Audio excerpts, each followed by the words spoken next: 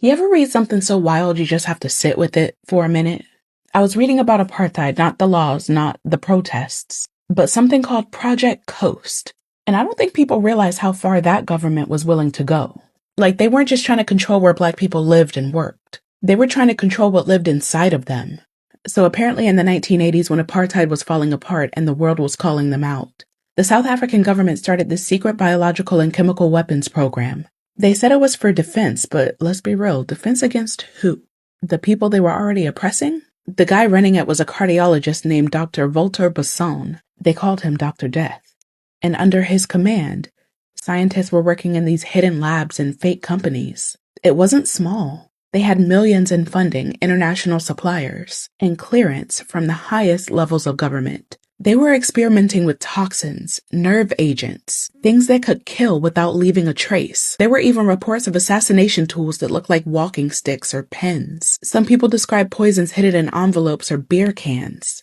And the part that really got me was that they were researching fertility control. Anti-fertility drugs and vaccines that could sterilize without people knowing. It's in the Truth and Reconciliation Commission's testimony. It's not rumor. They called it population management. I call it what it was. An attempt to erase people in slow motion.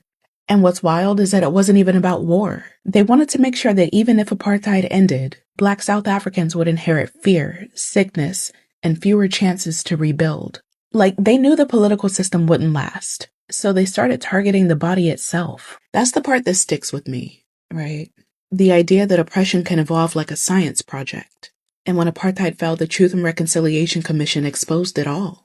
The labs, the weapons, the front companies. They put Basson on trial. Murder, fraud, human rights violations. But he got off because he said he was just following orders. He even kept his medical license for years after.